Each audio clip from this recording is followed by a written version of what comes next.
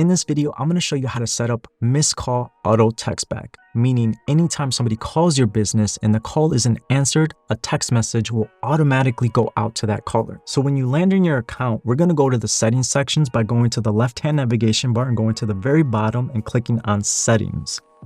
So right from the business profile, scroll all the way to the bottom until you see missed call text back block. So let's check this to enable missed call text back. And then a little text field appears where we can customize the message that will read to the caller anytime we missed a call.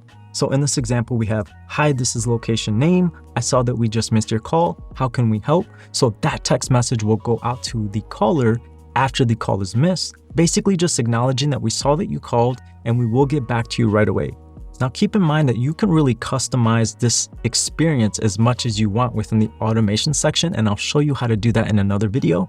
But I just wanted to show you quickly and simply how to set up a simple text back that goes out to your caller, basically just acknowledging that we saw that you called and we will get back to you right away. So once you've entered that message, just click the blue saved missed call text settings.